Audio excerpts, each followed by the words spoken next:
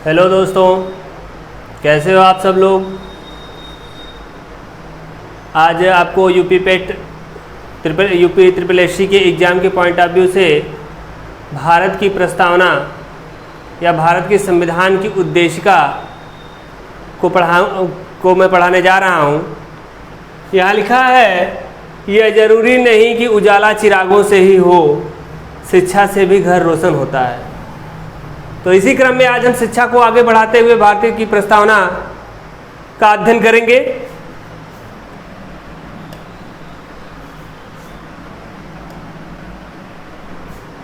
संविधान में उद्देशिका क्यों और उद्देशिका क्या है और इसके स्रोत क्या हैं, इसको हम पहले जान लेते हैं। संविधान में उद्देशिका या किसी अधिनियम को आने से पहले उद्देशिका उसके उद्देश्यों को बताती है। वह बताती है कि उस अधिनियम का या उस संविधान का मूल लक्ष्य या आदर्श क्या है। तो संविधान की उद्देशिका संविधान के आदर्शों को या उनकी आकांक्षाओं का उल्लेख करती है। भारत की प्रस्तावना या भारत का संविधान प्रीएम्बल ऑफ इंडियन कॉन्स्टिट्यूशन हम भारत के लोग शब्दों से शुरू होती है। हम भारत के लोग, we the people of India, यह शब्द अमेरिका के राजलेख के उद्देश्य प्रस्ताव की या उद्देशिका के शब्द we the people of union of states के समरूप है। और उसके बाद शब्द है हम भारत के लोग। भारत को एक संपूर्ण प्रभुत्व संपन्न, समाजवादी, पंथ निरपेक्ष, लोकतंत्रात्मक गणराज्य बनाने के लिए तथा उसके समस्त नागरिकों को सामाजिक, आर्थिक, राजनीतिक न्याय, यहाँ आप देख रहे हैं 3 तरह का न्याय है। कैसा क्या ऐसा है? सामाजिक, आर्थिक, राजनीतिक न्याय। फिर है विचार, अभिव्यक्ति, विश्वास, धर्म और उपासना की स्वतंत्रता। और 2 तरह की समता की बात की गई है, प्रतिष्ठा और अवसर की क्षमता। सामाजिक, आर्थिक, राजनीतिक न्याय, ये 3 न्याय जो है 3 तरह का है। सामाजिक न्याय, आर्थिक न्याय और राजनीतिक न्याय।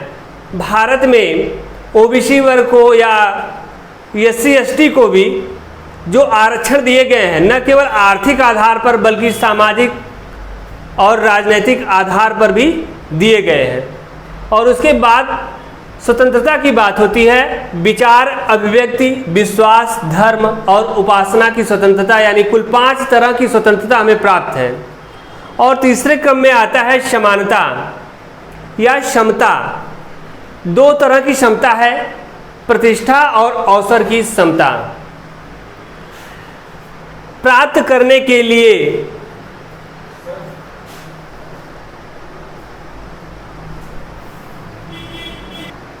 तथा उन सब में व्यक्ति की गरिमा और राष्ट्र की एकता और अखंडता सुनिश्चित करने वाली बंधुता बढ़ाने के लिए दृढ़ संकल्प होकर आज तिथि 26 नवंबर 1949 ईस्वी को मिति मार्गशीर्ष शुक्ल सप्तमी संवत 2006 विक्रमी को एतद् द्वारा संविधान को अधिनियमित, अंगीकृत, अधिनियमित और आत्मार्पित करते हैं। यह हमारा संविधान की उद्देशिका है। इसमें शब्दों का बड़ा महत्व है। इसमें शब्दों का बहुत महत्व है। इसमें जो शब्द दिए गए हैं,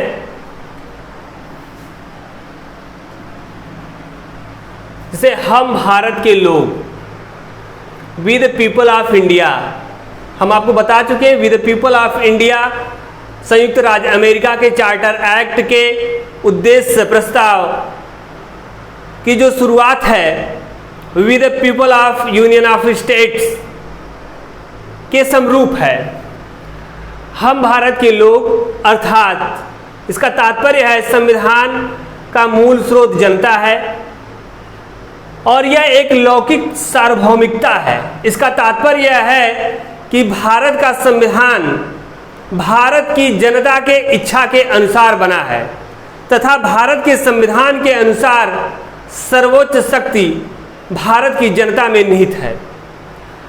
उसके बाद शब्द दिया गया है संपूर्ण प्रभुत्व संपन्न, जिसका तात्पर्य है सोवरेन, यानी भारत अपने आंतरिक एवं बाह्य मामलों में किसी विदेशी शक्ति के अधीन नहीं है। वह अपने आंतरिक और बाह्य निर्णय लेने के लिए स्वतंत्र है। जैसा कि आप लोग जानते हैं, अमेरिका की हर देश के मामलों में टांग अड़ाने की आदत है और वह भारत की मजबूत होती संप्रभुता को से परिचित नहीं हुआ आजकल। हालांकि इससे पहले जब ट्रंप की सरकार थी तो मोदी और ट्रंप का कॉम्बिनेशन बहुत अच्छा था, लेकिन बाइडेन से थोड़ा सा टर्म गड़बड़ हुआ है। तो इस बीच अमेरिका की तरफ से एक कमेंट आया भारत के ऊपर कि भारत में अल्पसंख्यकों के अधिकार का हनन हो रहा है और उनके साथ भेदभाव किया जा रहा है। इस पे भारत ने पहली बार कड़ी प्रतिक्रिया करते हुए कहा कि आप अपने यहाँ देखिए, आपके यहाँ गन वायलेंस बहुत ज़्यादा हो चुका है, श्वेत और अश्वेत के बीच में भेदभाव बढ़ गया है, आप हमारी संप्रभुता से खिलवाड़ मत करिए। यानी हमारे आंतरिक जो मामला है और बाह्य मामले दोनों में निर्णय लेने के लिए हम स्वतंत्र हैं। और इवन रसिया के मामले में वो कई बार रसिया को सपोर्ट करके रसिया से अपना कोयला और पेट्रोलियम आयात करके उसने बताया, अमेरिका को जताया कि देखिए हम एक संप्रभु राष्ट्र हैं और हम अपने निर्णय लेने के लिए स्वतंत्र हैं। इस तरह हम भारत की जो संप्रभुता है वो जनता में निहित है। और इसके बाद शब्द आता है समाजवादी, सोशलिस्ट। समाजवादी शब्द का तात्पर्य है भौतिक साधनों का यथासंभव समानता के आधार पर वितरण होगा। यानी कि जो भौतिक साधन है, जो धनों का बंटवारा है, यथासंभव जो जितना संभव हो सके समान रूप से बदले। सरकार कोई ऐसी नीति नहीं लाएगी कि कोई एक ही व्यक्ति, कोई एक ही राजनीतिक व्यक्ति या कोई एक ही बिजनेसमैन को ज़्यादा से ज़्यादा फायदा हो, वह भारत का सबसे धनी, अभी दुनिया का सबसे धनी आदमी बन जाए। इस तरह की पॉलिसी से भारत सरकार को बचना चाहिए। और उसके बाद आता है पंथ निरपेक्ष, सेकुलर। सेकुलर शब्द का तात्पर्य है राज्य किसी धर्म विशेष को, किसी विशेष धर्म को राज धर्म के रूप में मान्यता प्रदान नहीं करेगा। यानी कि भारत एक सेकुलर स्टेट है तो भारत कभी हिंदू राष्ट्र नहीं बन सकता। यह सेकुलरिज्म का तात्पर्य है, यह सेकुलर होने का तात्पर्य है। और मान्यता ही प्रदान नहीं करेगा बल्कि वह सभी धर्मों को से तटस्थ भाव से संरक्षण प्रदान करेगा। भारत सभी धर्मों को तटस्थ रूप से संरक्षण प्रदान करेगा। धर्मनिरपेक्ष एक शब्द है, उसका भी इंग्लिश होता है सेकुलर और एक होता है पंथ निरपेक्ष। हिंदी में पंथ निरपेक्ष शब्द का प्रयोग किया गया है। पंथ निरपेक्ष धर्मनिरपेक्ष से कहीं व्यापक है। पंथ निरपेक्ष का तात्पर्य है धर्म की छोटी से छोटी कड़ी।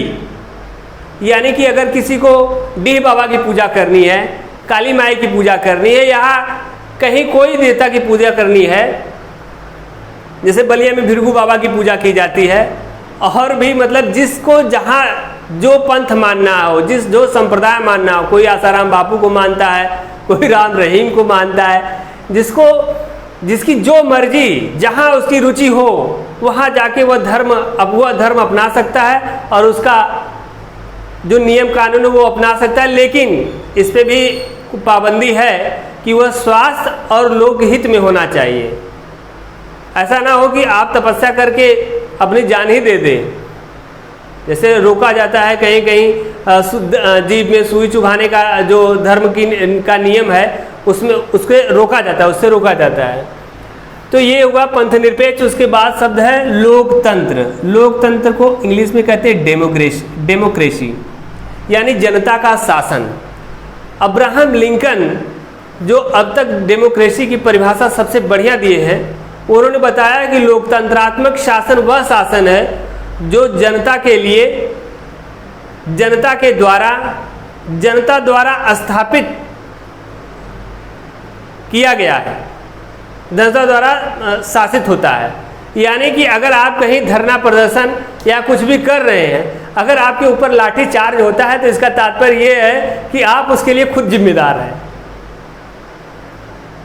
भारत का लोकतंत्र अप्रत्यक्ष और प्रतिनिधि लोकतंत्र है, यानी कि जनता के प्रतिनिधि ही शासित करते हैं। यानी आपके ऊपर अगर लाठीचार्ज हो रहा है तो आप ये जान लीजिए कि आपका ही शासन है।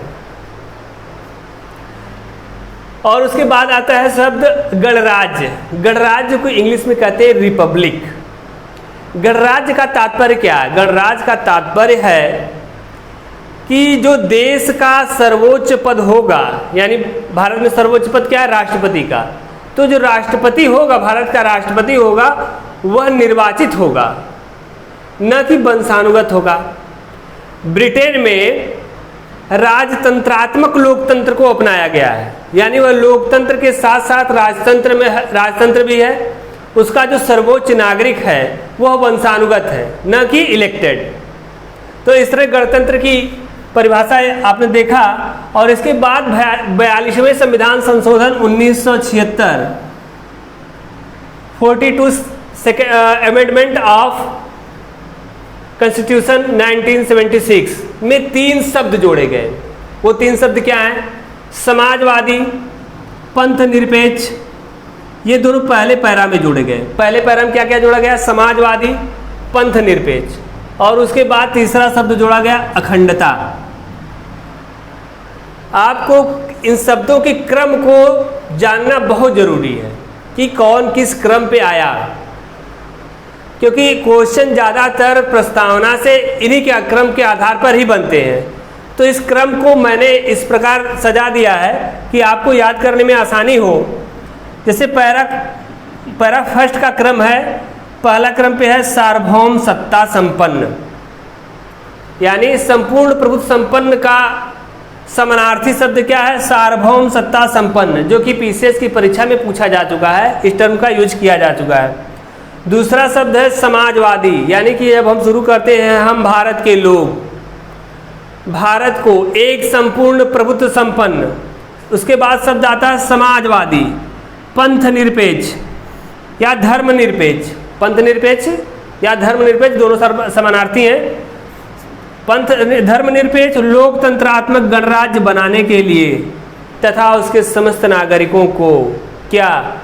3 तरह के न्याय। पहले नंबर पे क्या है? न्याय। और न्याय भी कितने प्रकार के? 3 प्रकार पे। कैसे कैसे न्याय? सामाजिक न्याय, आर्थिक न्याय और राजनीतिक न्याय। न्याय के तुरंत बाद आते हैं स्वतंत्रता। स्वतंत्रता कितने प्रकार की? 5 प्रकार की। कैसी स्वतंत्रता? विचार, अभिव्यक्ति, विश्वास, धर्म और उपासना की स्वतंत्रता। समानता, उसके बाद आता है क्रम आता है समानता का। 2 तरह की समानता दी गई है। कौन कौन सी? प्रतिष्ठा और अवसर की समानता। समानता तीसरे क्रम पे आता है। पहले मिलता है क्या? न्याय, फिर मिलती है स्वतंत्रता और तीसरे नंबर पे है क्या? समानता। समानता में पहले क्या है? प्रतिष्ठा और अवसर की समानता। ये शब्दों के क्रम है, इनको आप ध्यान में रखिएगा। इसके बाद हम बताते हैं आपको कि संविधान के स्रोत क्या हैं। 13 दिसंबर 1946 को संविधान सभा की तीसरी बैठक में जवाहरलाल नेहरू द्वारा उद्देश्य प्रस्ताव पेश किया गया, जिसे 22 जनवरी 1947 को पास कर दिया गया। यह संविधान के उद्देश्य प्रस्ताव का मूल स्रोत है।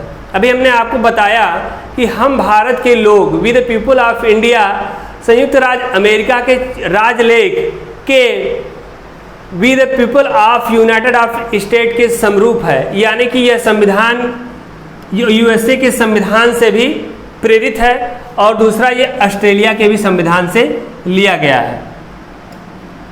अब उद्देश्य का क्या? उद्देश्य का संविधान का अंग है।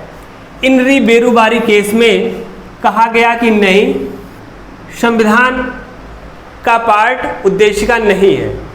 और उन्होंने कहा कि यदि इस संविधान की संविधान के किसी अनुच्छेद की भाषा, किसी संविधान के अनुच्छेद की भाषा अगर अस्पष्ट या संदिग्ध है तो हम भारत के उद्देश्य प्रस्ताव यानी संविधान की उद्देशिका के आधार पर संविधान निर्माताओं के विचार को समझ पाते हैं। अर्थात यह कह सकते हैं कि उद्देशिका संविधान निर्माताओं के विचारों की कुंजी है। केशवानंद